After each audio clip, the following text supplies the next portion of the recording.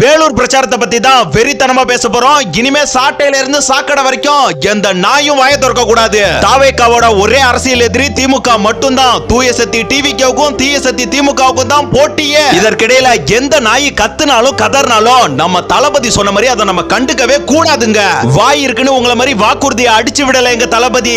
எது நடைக்கு சாத்தியமோ அந்த வாக்குறுதிகளை மட்டும் தான் முன் வச்சிருக்காரு. இந்த வாக்குறுதிகளை பத்தி நம்ம அடுத்த வீடியோல பேசலாம். இந்த சாட்டையில இருந்து சாக்கடை வரைக்கும் எல்லாம் நல்லா கேட்டுக்கீங்க. எங்க தளபதி உங்களை மாதிரி அவதூறு பேச அரசியலுக்கு வரல. எங்க தளபதி உங்களை மாதிரி பணம் சம்பாதிக்க அரசியலுக்கு வரல. எங்க தளபதி உங்களை போல ஊழல் பண்ண அரசியலுக்கு வரல. எங்க தளபதி உங்களை போல உருட்டு உருட்டலாம் அரசியலுக்கு வரல. என்னோட மக்கள், என்னோட அம்மாக்கள், என்னோட தங்கைகள், என்னோட தம்பிகள், என்னோட தமிழ்நாடு, என்னோட தமிழக மக்கள்னு நாடும் மக்களும் நல்லா இருக்கணும்ன்ற ஒரே நோக்கத்துக்காக தாங்க எங்க தளபதி அரசியல் கட்சியை ஆரம்பிச்சாரு. ஒருத்தன் அயோக்கியனா இருக்கான், ஏமாத்துறவனா இருக்கானா அவனோட ஃபேஸ்லயே அது காட்டி கொடுத்துரும். ஆனா எங்க தளபதி அப்படி கிடையாது. விஜயகாந்த் மாதிரி மனசுல பட்டத்தை பேசுறவரு. இவரை போய் 40 பேரை கொன்னுட்டான், அரசியல் தெரியாத தற்கூரி, அரசியல் புரியாத கூட்டம் அப்படின்னு எவ்வளவு விமர்சனங்கள். இதெல்லாம் விமர்சனங்கள் கிடையாதுங்க. ஒட்டுமொத்த கட்சிக்குமே டிவிக்கு மேல இருக்க வன்மங்கள். 40 பேரை கொன்னா 40 பேர் கொன்னா அவர் என்ன கத்தி எடுத்துட்டு போய் குட்டு கிழிச்சாராடா? அந்த இறந்தவங்க குடும்பத்தை நேர்ல பார்க்க கூட பர்மிஷன் கொடுக்கல இந்த கவர்மெண்ட். ஆனா அந்த மக்களை நேர்ல கூப்பிட்டு வச்சு எங்களால ஏற்றுக்கொள்ள முடியாத இழப்புன்னு கால்ல விழுந்து மன்னிப்பு கேட்டாரியா.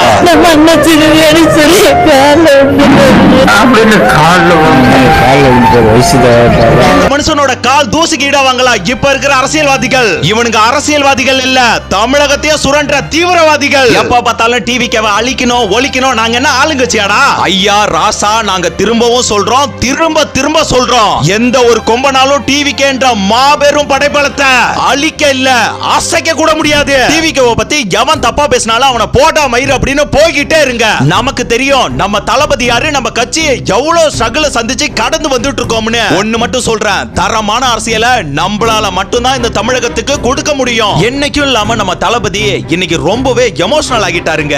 சில அரக்கர்களோட பேச்ச கேட்டு அவங்களோட பிம்பத்துல சிக்கி இந்த மனுஷனை அவாய்ட் பண்ணிடாதீங்க. தயவு செஞ்சு சொல்றேன், இவரை விட்டுறாதீங்கடா. தமிழகத்தின் கடைசி நம்பிக்கை இவர் மட்டும்தான். தமிழகத்தின் ஒரே நம்பிக்கை இவர் மட்டும்தான். சென்சிட்டிவான சென்டிமென்ட். அவதாரம் போல நீ